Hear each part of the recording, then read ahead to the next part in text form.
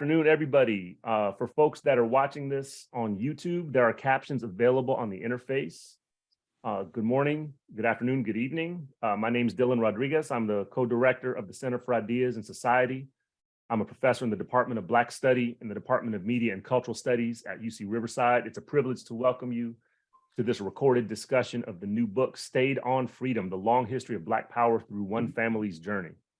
I'm privileged to help host and facilitate this event as part of the programming stream I'm curating at the Center for Ideas and Society titled Decolonizing Humanism. This event is being recorded and it'll be posted on the Decolonizing Humanism playlist of the Center for Ideas and Society YouTube channel. So for those who might be unfamiliar, a lot of North American universities include boilerplate land acknowledgements in the introduction of campus events. I humbly dissent from this practice of acknowledgement by offering an urging and provocation toward activation, mobilization, and collective study and movement against conditions of occupation, anti-Black violence, and coloniality. So I want to open this occasion by acknowledging Rupert and Jeanette Costo's legacy of reclaiming, protecting, and sustaining Indigenous presence at UC Riverside,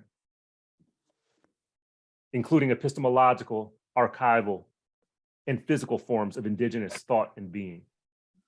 The University of California is a settler colonial institution that occupies unceded land and ecologies, continuously inhabited by original and ongoing human caretakers, the Cahuilla, Tongva, Luiseño, and Serrano peoples. This colonial institution continues to be populated by Indigenous, Aboriginal, and First Nations peoples from all over the world, many of whom are among faculty, students, and staff. UC Riverside is blocks away from the site where the Riverside Police Department stole the life of 19-year-old Taisha Miller not long before I started working here. The Riverside County Sheriff's Department, with which the university has a cooperating police relationship, is regionally and nationally notorious for creating cruel and fatal conditions in local jails for people who are awaiting trial and cannot afford bail. It's a shared responsibility to address how the University of California is actively complicit in long and ongoing histories of anti-Black state and state-condoned violence. So it's with a sense of urgent obligation that I offer these words in place of the sanctioned so-called land acknowledgement. I'm honored to open this precious occasion with you by urging all of us to build on Rupert and Jeanette Costo's example by seeking new and old ways to create decolonized, abolitionist, and liberated futures. Welcome once again to our event. I'd like to continue by introducing our speakers. Dan Berger, Professor Dan Berger, is in the Department of Comparative Ethnic Studies at the University of Washington, Bothell. He is the author or editor of several books and curates the Washington Prison History Project. His most recent book is Stayed on Freedom, The Long History of Black Power Through One Family's Journey, published by Basic Books, will be the subject of our discussion today.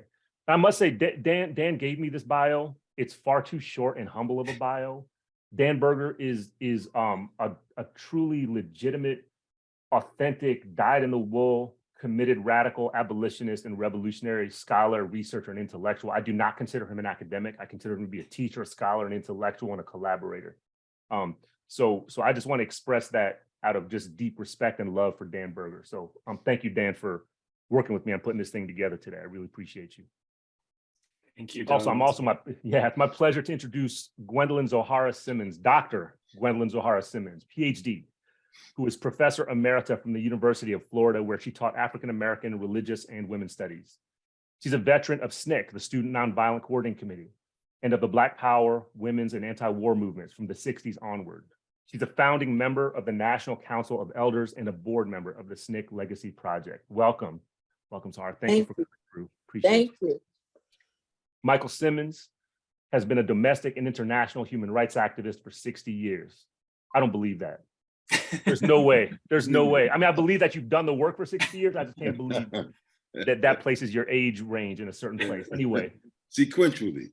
Oh man. All right. So yeah. So well, time twists on itself when we do this thing, right? Beginning as an organizer for the Student Nonviolent Coordinating Committee and later as director of European programs for the American Friends Service Committee, Michael's work has taken him to Africa, Asia, Europe, and the Middle East. And for folks here that might not be familiar, there's this long history of radical and revolutionary folks, especially that are based in the U.S., doing the work with American Friends Service Committee. So yeah, don't get that twisted. You'll find a whole roster of revolutionary people, especially people who are part of the Black liberation tradition, who have worked with AFSC. For 18 years, Michael co-founded and ran the, how do you say it, Michael, Radoy Salon? Radoy, yeah. Radoy Salon, an independent human rights learning and discussion program in Budapest, Hungary. He also taught courses on African-American history and US elections at the Budapest campus of McDaniel College. So those are our three speakers today. I also want to remind everyone who's in the among the attendees, we are running a book giveaway. We will announce 3 winners in the chat after our conversation begins. And I also want to say just a shout out and a thank you to Lawrence Land, PhD candidate in ethnic studies, who is working with the Center for Ideas in Society today and helping run the event. So I get the lovely privileged job of posing questions to y'all and then just inciting you and letting you roll. So I'm looking forward to this hour. Folks who are here in attendance, please make use of the Q&A function. Usually it'll be at the bottom of your Zoom interface. Make use of the Q&A function to offer any thoughts, to offer any questions. I believe we've opened the chat, so feel free to use chat as well for running commentary. I know I'm a huge fan of that. Just don't troll, or at least if you're gonna troll, be creative. Don't be stupid. But please make use of the webinar Q&A function, and we're gonna try to reserve some time at the end of our kind of facilitated discussion to open up to any questions that you all might have. So welcome again to the 3 of you. Welcome to all of our folks in attendance. Hey, I want to express my appreciation to all of you all that are coming through here. I don't take you for granted. Thank you for giving some time to this event. I'm looking forward to this. So let me open the conversation with a question, which I think will help situate the book project. Could the 3 of you, in whatever way you like, could the 3 of you just talk about the origins of the project and why the 3 of you felt it was important to commit yourselves to this work? Because as we know, doing a book project, especially a collaborative one, is an enormous commitment. It's an enormous expenditure of energy, labor. You know, it's all different kinds of labor, and the stakes are something that I think need to be stated for people, right? So I think that there's probably some stakes to this project that are worth asking you all to talk and think through. And I know it's probably different a little bit for all 3 of you, but maybe there's some overlap as well. Could the 3 of you talk about that? And maybe let me start with you, Dan, since you're the book's author, and then we'll just open it up from there.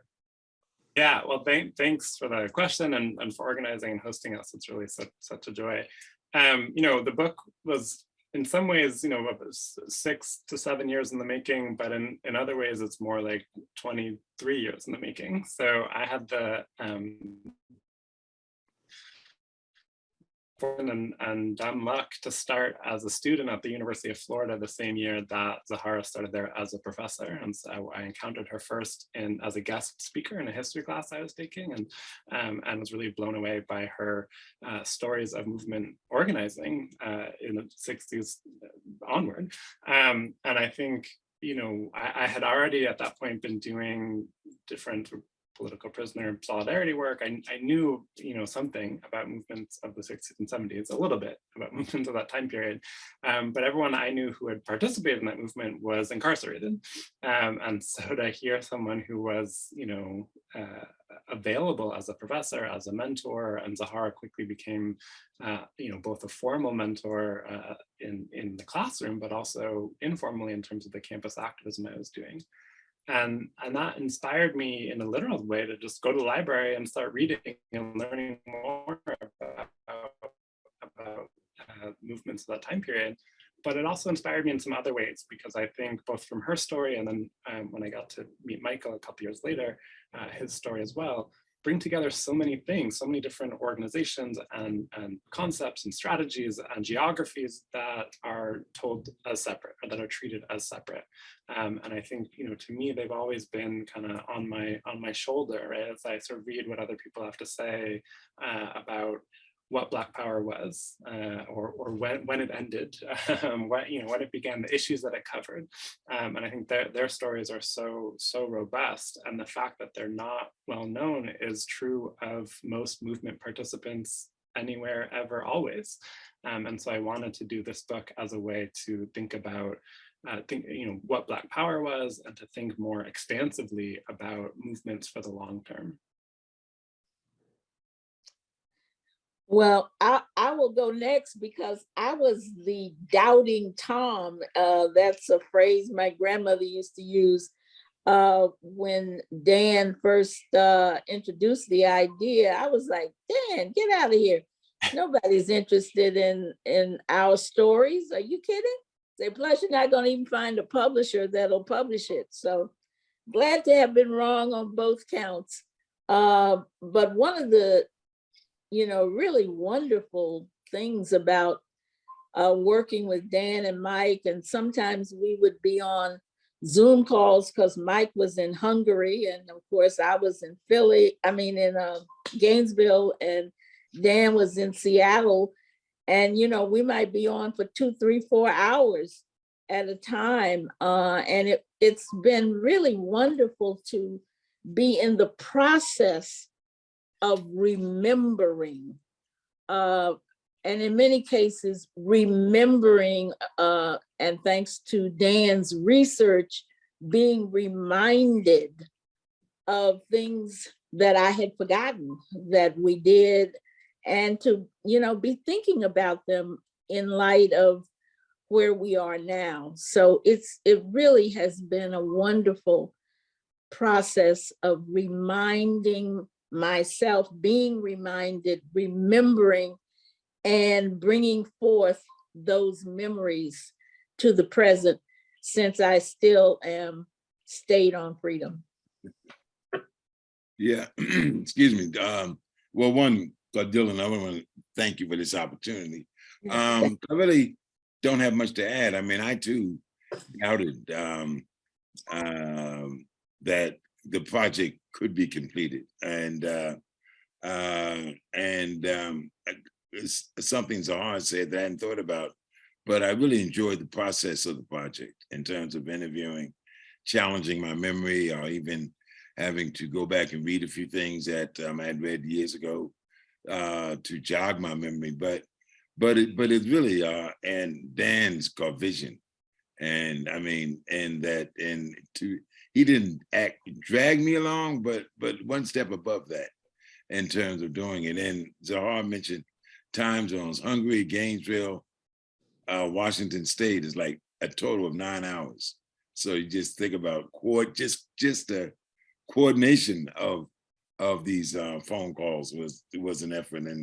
And then we had the pandemic, which also compromised some things that Dan wanted to do with the narrative. But all in all, I'm just flattered to be a part of it. And I give all the credit to Dan for sticking to it conceptually and beyond. Let me ask you all this. What are the stakes of this book project? Because I'm interested to know, in particular, when I asked that question about political stakes, what is it in the book that you all are writing and thinking about that helps instruct or maybe even correct the things that many of us are involved in nowadays, in recent times, as well as for the foreseeable future? And I'm talking about everything from folks who are involved in scholarly research to classroom teaching across K through 12 and college levels, grassroots organizing, nonprofit organizations and non-governmental organization type work, human rights oriented work, given your background, Michael, and so forth. So I don't mean one particular thing when I talk about the work people do. I mean across the different fields of work people are doing that alleges to be in the same lineage or tradition or stream as what the book names as Black Power, and what the book names as kind of the movements and tributaries of Black Power and the journey of Black Power as it's put in the book's title. So could you talk a little bit about the stakes of this book project? Because it's not just any old book, you know what I mean? Like that's obvious to me. It's not just any old book. So yeah, talk about that. Dan? Sure. Sure. I can start. I mean, oftentimes nowadays people talk about Black Power to mean the Black Panthers specifically, right? So I think one of the stakes of the book is just expanding our understanding of the range of organizations, the range of strategies and tactics that people use in Black Power, right? And so as you'll see when you read the book, folks who are listening, Zoharah and Michael met in SNCC and were both instrumental in SNCC's embrace of Black Power and turn towards Black Power. And so already, right, Black Power emerged from within the civil rights movement. And I think the book sort of tells that story as they experienced it and contributed to it. So, I think there are some points of the history that are really important, and seeing how internationalist Black Power was from the very beginning, right? That Zoharah and Michael met because they both were pushing SNCC to adopt an anti-war statement that was not just an anti-war statement, but an anti-imperialist statement that folks can read online and is still very relevant and worth reading. So I think that's one piece of the stakes. The fact that they both continued from SNCC through the Nation of Islam and the National Council of Negro Women and the Philadelphia Worker Organizing Committee and the National Black Independent Political Party and a range of other organizations covered in the book, I hope helps fills out people's understanding of a movement, right? Because too often people approach movement history as organizational history. And so the book really tries to give us a movement standpoint, right? And a movement orientation from the perspective of two organizers. And so when we think about it in that way, we can see that it's not just one organization, and that the organizational forums and strategies change as times change, as conditions change. And particularly for me, when I began this book, my son was very young, and my ability to participate in social movement activity changed from being a parent. And so I was trying to think about, what does it mean to be involved for the long haul? And that means that our roles and our abilities change over time. And so I was really interested in how two movement veterans, I won't say elders, but how two veterans understood that process in their experience. Let me pick up on a thread of that, and I'll go from Michael to Zoharah on this. Could both of you talk a little bit more about your experience in SNCC and maybe about, in particular, the threads that Dan is drawing out? I think folks that maybe watch this video, and folks who are here, folks who watch the video, I think that one of the most important pedagogical tools that remains kind of in dire need in this, or really any moment, is a constant, enrichment, a constant complication of what Dan was talking about, how organizations are not monolithic. They're not, they're not inhabited by people who all agree ideologically, who all agree on one platform or program. And in fact, you can have an organization like SNCC, which in many tellings is reduced to a particular type of civil rights organization, is in fact a proto, if not actual, revolutionary organization, or has those tendencies anyways. It's a global anti-imperialist or solidarity organization, and it's the point of emergence for some of the most radical and liberationist streams of what comes to be known as Black Power. So I'd love to hear more from each of you about how you experience SNCC as a way to kind of enrich those historical tellings of that organization. So let me start with you, Michael, and then I'll go to Zoharah. Well, the thing about SNCC in particular was how fluid it was in terms of the expression of not just the expression of ideas, but the implementation of ideas. And that the thing about SNCC that I think was so important, and it got rooted in me personally, and I know Zoharah, was that we were there as much, we were by there in the South organizing or whatever, that like we were as much students as we were teachers. And to me, that is the fundamental lesson for me.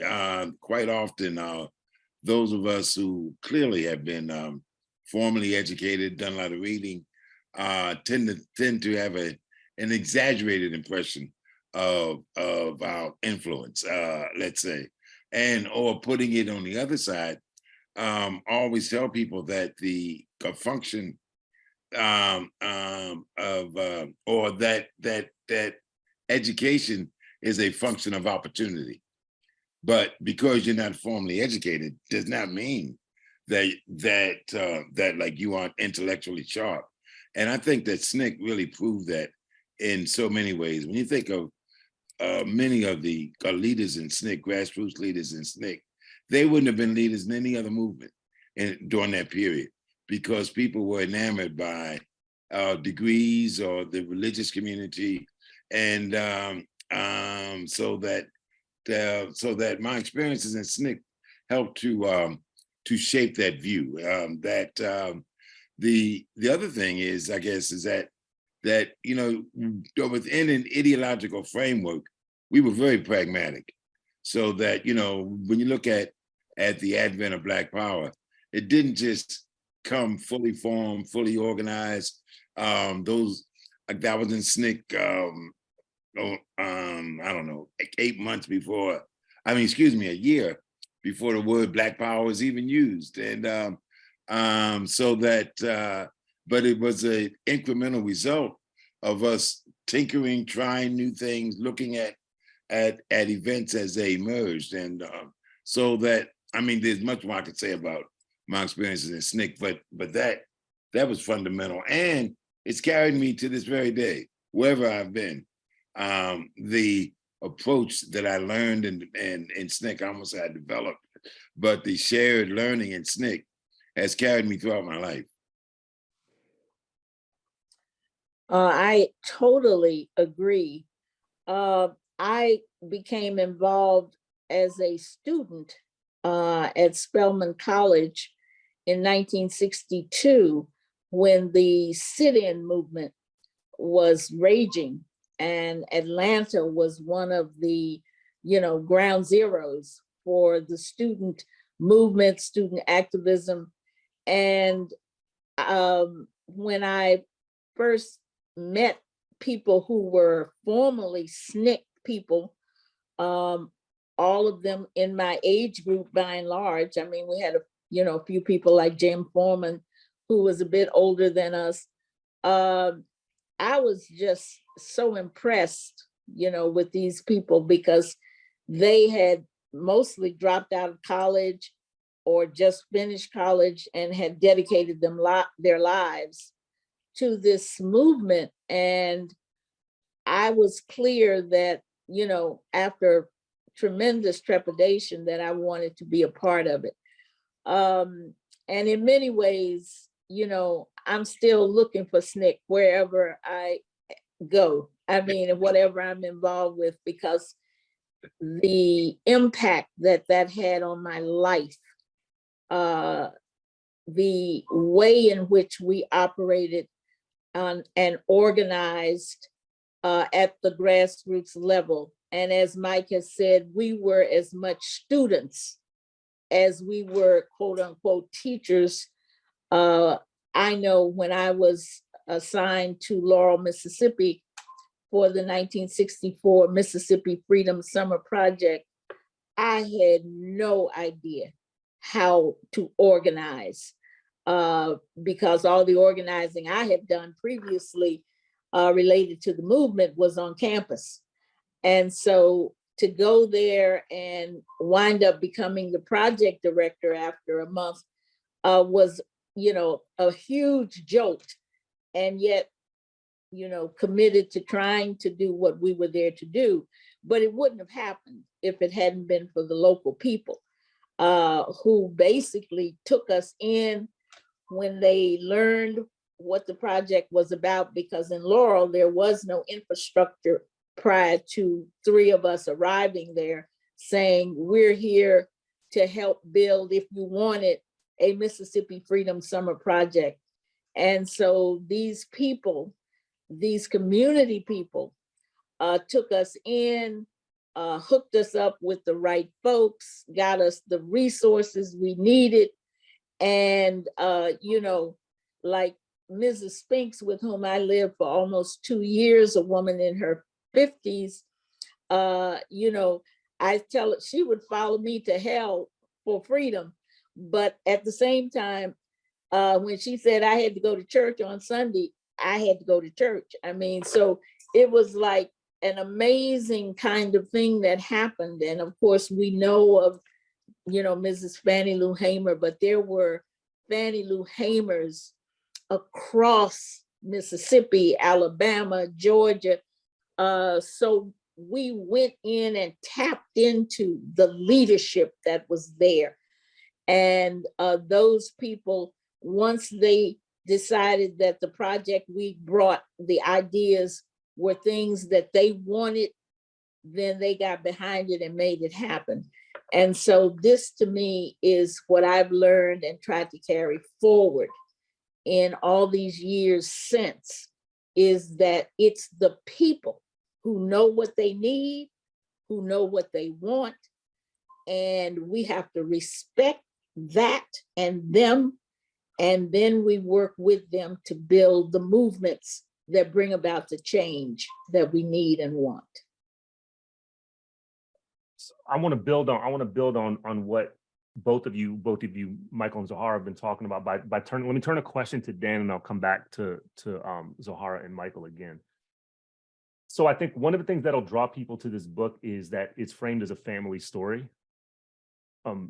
which is, I think it's an undertold, under-theorized, you know what I mean? Like it's an underutilized way of framing stories about radical people and about radical and liberationist movements. I think it's more present in the Black liberation and Black radical tradition than perhaps others. But nonetheless, I think that there's a constant need to come back to thinking about how stories like Michael's and Zoharah's force us to kind of reconstitute how we understand this thing we call family. You know, that family is a verb, not a noun. You know, it's a project, not a given. So could you say something, Dan, about the book as a family story and the significance of that? And then I'll have a similar question for Zoharah and Michael. Yeah, no, I think you're absolutely right. And the book tries to talk about family in those different registers, right? So on the one hand, Michael and Zoharah have these sort of family connections that are sort of more political than I think their families realized, right? Right. So like Zoharah talks about being raised by her grandmother, who was raised by her grandmother who had been enslaved, and who really passed on these stories of slavery, who was very involved in different, mutual aid works that African Americans were doing after Reconstruction. Both Zoharah and Michael come from Union families, but neither of them come from families that were political in a capital P sense. and they have talked with me, and I talk in the book about the struggles that they had with their families when they both sort of got more involved in organizing. The struggles in part because of the genuine fear about what it meant to be involved, and people trying to protect their kids, their loved ones. So the book tries to think about family of origin and some of the sort of political inheritances that we get from our families, even when they're unintended or go in different directions than our families wanted, but also the ways that we make family through movement. Right. So, Ms. Zoharah will talk more about this, but, she ended up being separated from her family, or kicked out of her family to go to Mississippi. And so SNCC was family, right? And people had to, care for each other in a way that's beyond coworkers, right? I think even, when there were these tensions within SNCC around Black power, around some of sort of political and tactical differences. Michael was in jail for 2 months after an anti-war demonstration. There was a lot of tension with national leadership, but still everybody went to visit people who were in jail, right? It didn't matter if there were these political differences or these tactical differences, right? There was a core level of understanding that we are on the same side, right? In this way that I think comes to constitute family, right? So the book tries to think through family the way, as you said, that the way that it's a verb, the way that people make family, and also the ways that when we are family, that sometimes clouds our ability to notice things. The book talks about Zoharah's experience with sexual assault in the movement that people didn't want to deal with. because there was this urgency to it. And the book later talks about the child sexual abuse that Michael and Zoharah's daughter experiences. That was also within the family that was hard to deal with. So I think family. I think we have to look at it at family of origin, family of choice, that movements make family, but also in ways that we don't take for granted that just because we're family means that everything is easy, right? That there's also a lot of difficulty and challenge there as well. Thank you for that framing. So Zoharah, let me go to you. How does the book and how does your participation in the book, how does it get us thinking about Black Power as a family story? That's my question for both of you. Black Power is a family story that rocked my world. You know what I mean? I don't think about it that way. Because Black Power is not in my family. There's other kinds of power in my family, not Black Power though, right? But I want to understand. I want to get down with this. Well, how's Black Power? How do we think about this? Black Power is a family story. Well, I'm really happy that Dan theorized it in that way, because that was not something that I necessarily saw, even though, as Dan has mentioned, SNCC was my family. And for a while, having been cut off because I was told if I went to Mississippi, don't ever come back. And as Dan mentioned, this was out of love and concern for trying to save my life, even though that's not how I perceived it. So when I got on the Greyhound bus, I cried all the way, to Atlanta. And there was Staunton Lynn, who was my professor, but also working hand in glove with SNCC in planning the Mississippi Freedom Summer Project, particularly the Freedom School element. And so there was Staunton and Alice Lynn and their 2 kids, and they said, you're home. So, I could stop crying and start thinking about going to Mississippi, and so, as has been mentioned, there were definite differences of opinion about how we should organize and what we should be focused on and things like that within the organization.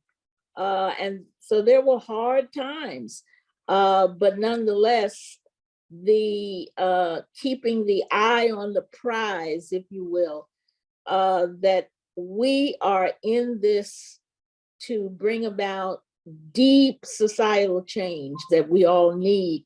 And somehow we were able to keep that uppermost and in the forefront, even when we, separated out in terms of organizationally, because Mike and I were fired, and people often look at me and say, you were fired from SNCC? I say, yes. And it was, around Black Power and the Atlanta project of SNCC's ideation that did not go along with the leadership at that time. But those same leaders who fired us became in the forefront, of the Black Power movement. So when we look at Black Power in the way that it's framed in the book, it is power of people over their lives. And so it's not just Black people. Now, we happen to be Black, and so we, in my case, grew up in an apartheid structure in the South. So clearly, I was fighting for Black Power.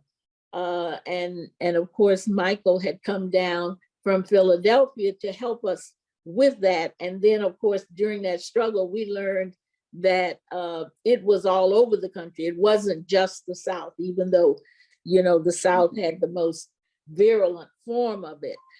So the struggle for our human rights, our rights as human beings, and whether you are Black or brown or white, and if you have been denied your rights as a human being to determine how you live your life and all of the things that go into making life worth living, then you're engaged in a struggle for power. And in our case, it was for Black Power. Well, yeah, just to pick up, I mean, Zoharah kind of took the words out of my mouth in terms of the concept of Black Power. Tends to just get racialized in Black people, and in fact, it is really a concept for oppressed people to determine their lives, and just to take on one issue of Black Power is the historical narrative of it is that there was this wonderful thing called the Civil Rights Movement, integrated the beloved community, and then these hate-filled people came in with this hostile Black Power philosophy and destroyed the what had been built up in the past, and which is ridiculous. But rather than to see Black Power as an extension, as a flowing out of the Civil Rights Movement, and also that it was not developed as an anti-white. I mean, and I think that is really important.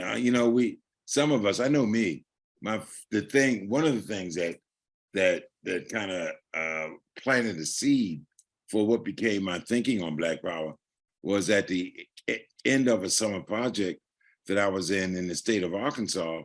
There was a community gathering to thank those who had just come down for the summer, and that I'd come down for longer, but some people came down for the summer and were going back home. And the community was so deferential to the white volunteers. I mean, and it's not that they didn't love us and respect us Black folks, but there was a almost subservience to the white volunteers. And this was not the fault of the white volunteers, I might add. It just was how African Americans perceived themselves vis-a-vis white people. And that stayed with me.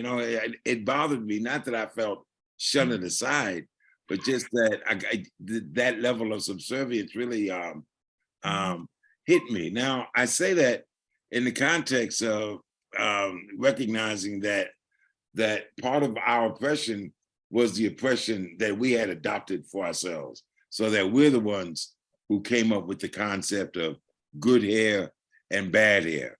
We were the ones who in fact, I saw an old high school friend last week for the first time in 40 or so years.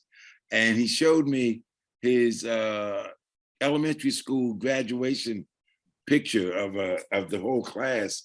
It was about anywhere from 60 to 75 people. And do you know this? I have to say, the picture started with the lightest person in the class and went straight through to the darkest person in the class. Now think about that for a minute. And these were African-American educators. Now, this wasn't no white people involved, right? All Black school, all Black teachers. And so, and I just think about the effort of formulating 60 or 70 pictures based on subtle skin things. It wasn't like it was I mean, the first one was, but so when you think about it that way, our self-perception was very low. That like we did not think of ourselves as change agents. And I think that Black Power really fundamentally transformed it almost literally overnight. I mean, those if you go back and read about it, not just the political, but just the cultural dynamics. People started wearing afros, wearing dashikis, changing the names for African names. I mean, now, like, I don't think that in and of itself is all that we have to do, but that just showed the imprint of us developing a positive view of ourselves, and that it frankly had nothing to do with white people, except that our view of white people was that they should go into the white community and organize white people to support not just us, but themselves in terms of their struggle. So let me stop there. Yeah. Let me stay on this a little bit, because what I think really jumps out at me, Zoharah, with your story is how going out to challenge US apartheid resulted in you being ejected from your family unit for some period of time, right? So people don't generally think about that as one of the layers of violence that the anti-Black apartheid state inflicts on folks. I mean, they think about it in terms of the kind of the institution of enslavement, right? And like the separation of enslaved people from each other and that kind of thing, but not in terms of this, right? How your commitment to do liberation work, anti-US apartheid work, that kind of work results or produces this kind of schism within your own family formation that's deep. I mean, that makes me think, I think in more complicated ways about how state violence works and how apartheid works and the legacies of apartheid. So let me stay on that for a minute with both you and Mike. So, all right, so I guess I should do content warning type stuff here, right? Content warning, folks, right? I'm gonna ask y'all to talk about any consistencies and or substantial shifts you have experienced in confronting the anti-Black violence of the US state and its surrogates, meaning people who are not part of the state, but ordinary so-called civilians and others, how you experience that anti-Black violence of the state and its surrogates over the years, and whether there's any particular stories you tend to tell, which perhaps are part of the book, when teaching people about the collective commitment and courage it takes to travel through what the book names as the long history of Black power. So yeah, could you share a couple of those things with us? And then I'll transition to, we have one great question in the Q&A. I know we're already down to 14 minutes left in this webinar. So we'll do our best with it. Y'all go.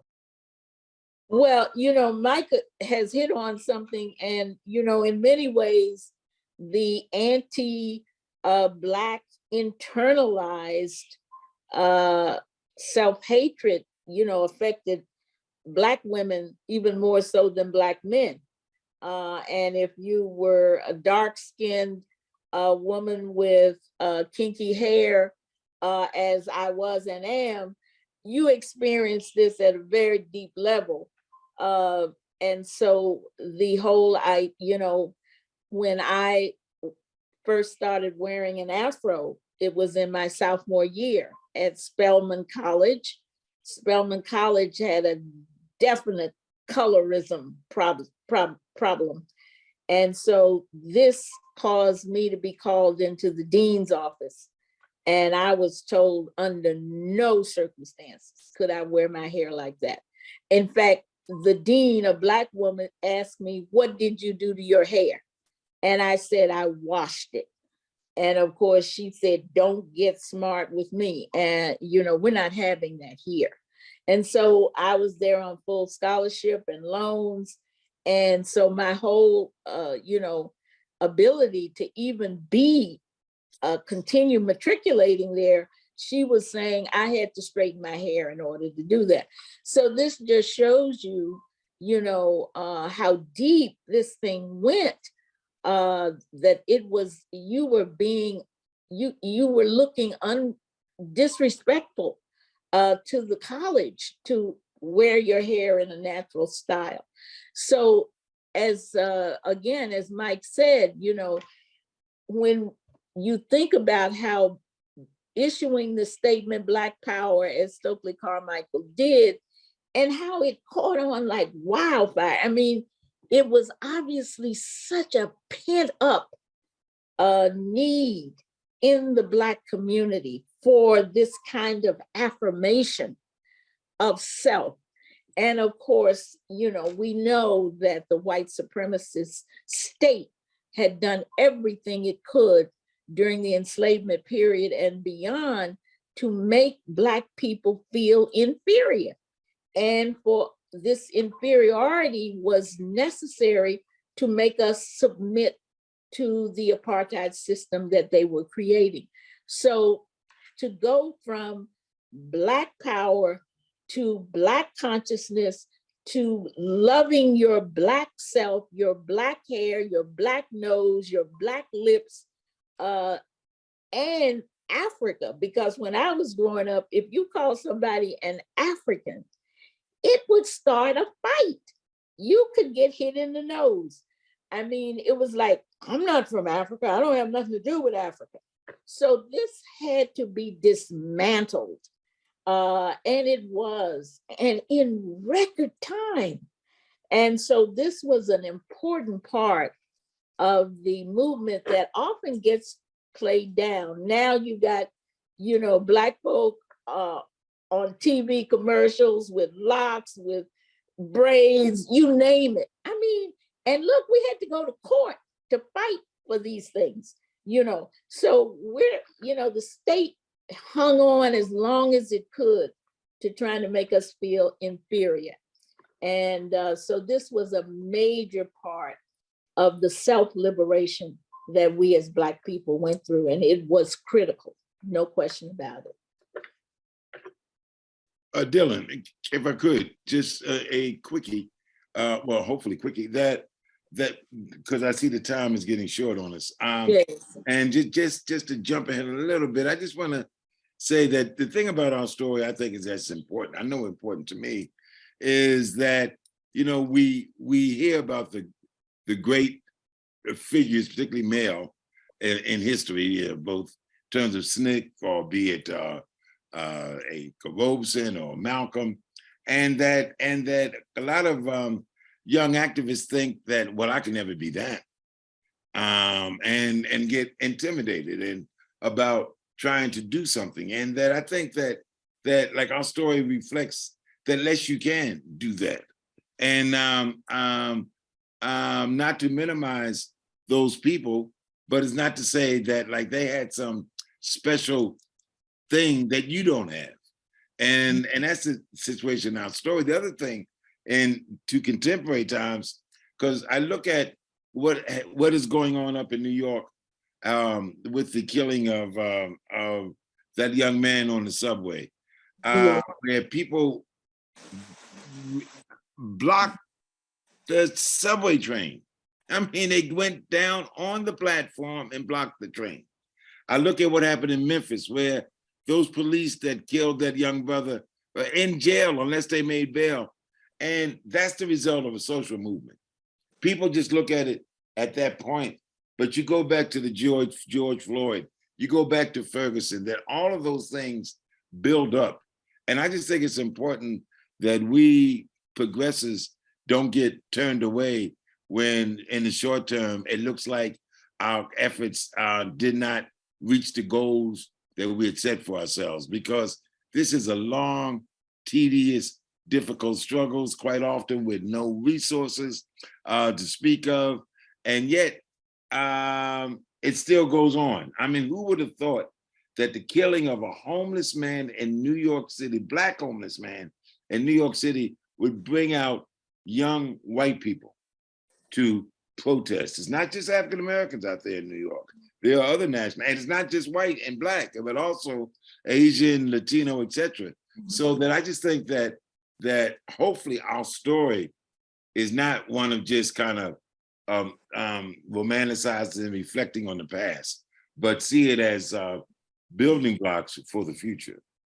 It reflects what I try to say sometimes, having learned from folks like y'all, that there's this tendency to privilege what you just said, right? The hero ball type thing, right? Like you find extraordinary individuals. And I think what this book honors and celebrates is the extraordinary of the ordinary, meaning regular folks, right? Regular folks, right? The extraordinary of regular folks. And so I deeply appreciate the project in that way. I'm about to post a link to the book for folks that are here. I want to also say congrats to Jasmine Young, Elan Sintra, and Sadana Berry. I hope I said your name properly. The three of y'all that just won the book. So hit up CIS events at ucr.edu to get the book sent to you. And let me do this. Let me open it into the Q&A that have been posted by our attendees. So let me ask them in kind of, I'll ask all three of them, but I'll say there's kind of the first question from Jasmine Moore that I'll think about on its own, and then I'll respond to the next couple questions from Sean Wynn and Julianne Maddox kind of together. I'll pose those questions together. I know Dan's already kind of begun to post an answer to the question from Julianne as well. So let me do that, and we'll close out with these questions. And I'll ask, maybe I'll ask the three of you to in a dynamic way, just unmute your mics and just respond to it as you like. So Jasmine Moore, I'll read their question. Jasmine Moore thanks you, the three of you, for this wonderful conversation. As a personal anecdote, Jasmine writes, their great aunt, Irene Moore West, was called by Dr. King the mother of the movement for the Montgomery bus boycott, and their family is well connected to the campus of Alabama State University. Jasmine would like to know if the panel has any recommendations for researching familial connections to figures of Black Power movements. All right, that's the first question. If y'all can help Jasmine with that, I think that would be great. And then I'll ask Sean, Gwen, and Julianne Maddox's questions together because I think they overlap quite a bit in good ways.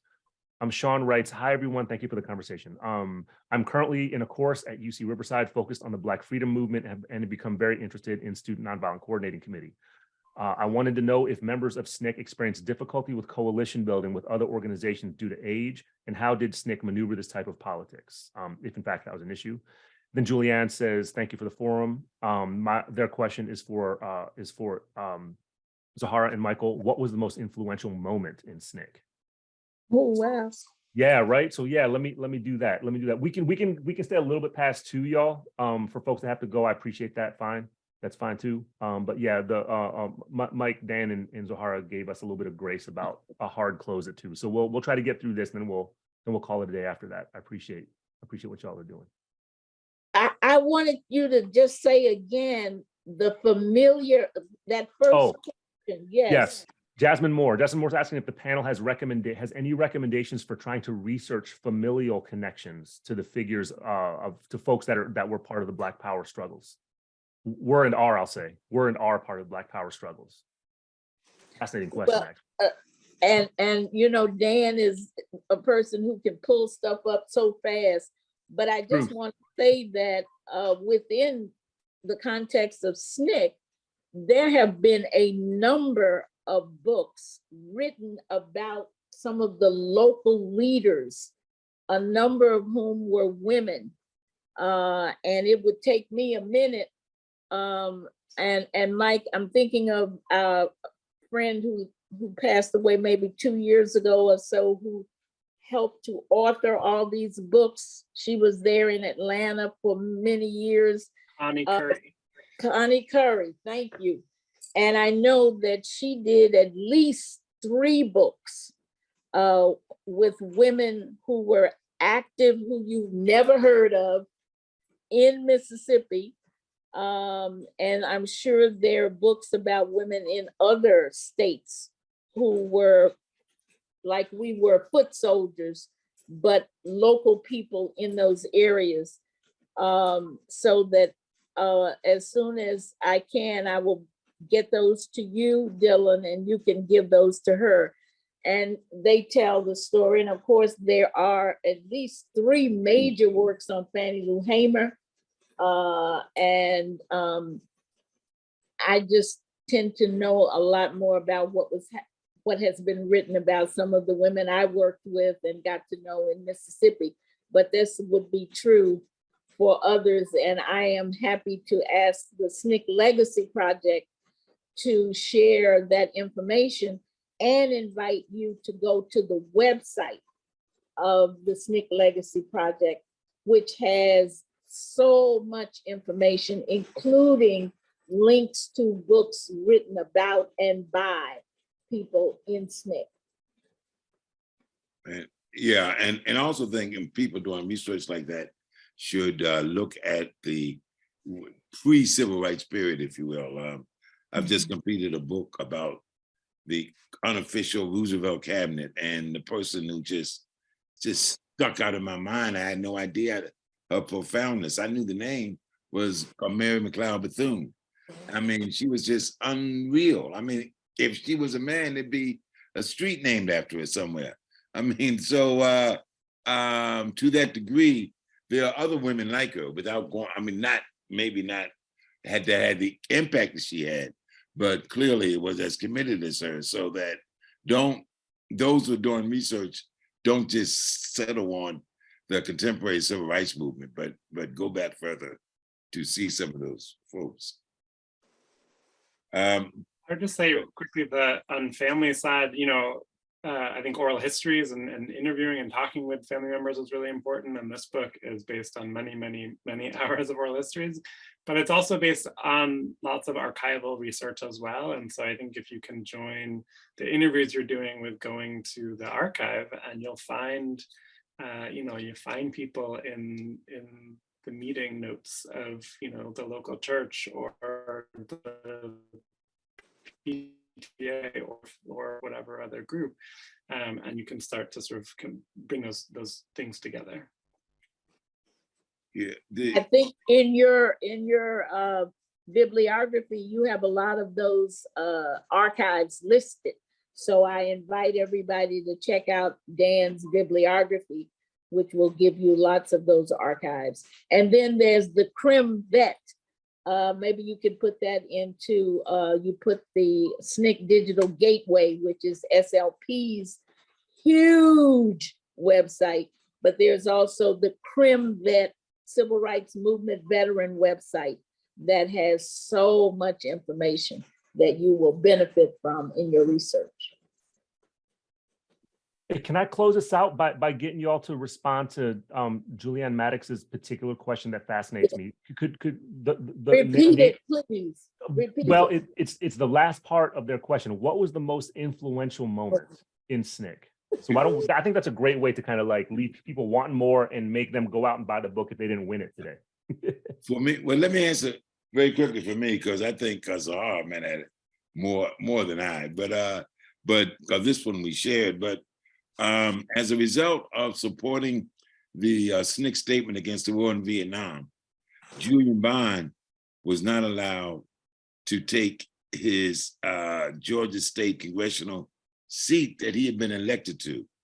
And when I reflect back, I mean, I expected certain things when I went south. I expected the possibilities of somebody pulling a gun on me, going to jail, not being treated right. Those things I had read about before I even went south. But when Julian was rejected, his rightful seat over a statement that he didn't even write, he just agreed with. And that to me just was a fundamental shift in me understanding the nature of US democracy and all that we had to do to get him into his seat was an enormous amount of effort, both community organizing as well as legal. And to do that in light of what we're told the Constitution guaranteed stays with me to this very day. So when I saw what happened in Tennessee recently, I mean, it was deja vu all over again. I mean, it's just unbelievable that at any given point, they can snatch our rights from us. And we have to keep that always in mind as we struggle forward.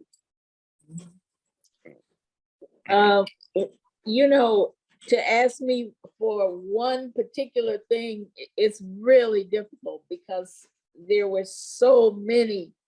But I guess I would say that the organizing of the Mississippi Freedom Democratic Party and being in Laurel, Mississippi, Jones County, and going from, to some extent, zero, meaning there was no infrastructure there. We had to build it. But I recently was speaking about the book, and I am so happy that the remembrance came to me that while in many ways, the way that we were across the state able with the local people to organize a people's party.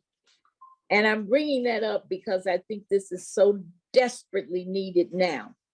A people's party where the people organized it from the ground up, elected their representatives in our county-wide party conventions. And then we all went to Jackson with the representatives as well as carloads of people who wanted to just observe for the state convention, where people were elected to go to Atlantic City for the Democratic National Convention in 1964 to represent the state and to challenge the racist Mississippi regulars. And that was an amazing process that happened in 3 months.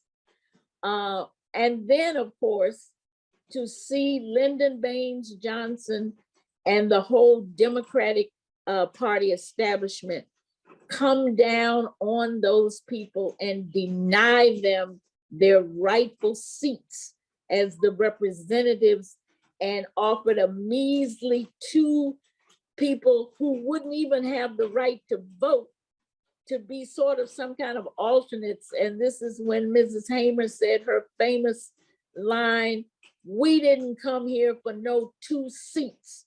And they said, hell no to Johnson and the Democratic Party establishment, and left. And we went back to Mississippi, still organizing and still fighting for the right for the Democratic Party in the state to be representative of the state. And so this is, I mean, I hold on to that. And of course, I wasn't a primary organizer, but the same thing happened in Lowndes County, Alabama. And so to me, we need this kind of organizing in our communities, our Black, our brown, our indigenous, and our poor white and lower middle income people. We must organize at the local levels to really make, if we're going to stay in the party, the Democratic Party, to make it be truly representative, or in fact, maybe think about a real third party that represents the people. Right on, right on. Yo, so I just want to thank you on behalf of everyone who's here for doing this. And I'll Zoharah, just to echo what you're saying, if I was ever going to vote for a party, it would not be the Democratic Party. It might be the Mississippi Freedom Democratic Party. You might have just convinced me. Maybe I might vote for that. I ain't vote for no I'm not voting for a Democratic Party. I might vote for that. So get that going, you all, and maybe I'm in on that. So thank you so much. Thank you so much, you all. I'm gonna ask the 3 of you to hold on for a minute so I can just express my affection and my love for you, like, together. But thank you for everybody who came through today. And the recording will be posted on the YouTube channel for the Center for Ideas Society and the Decolonizing Humanism playlist. Thank you all. Thank you. Thank you. Thank you for the opportunity to speak to students. You know, I miss being in the classroom, except when it comes time to grading papers and having exams. But the other part I miss terribly.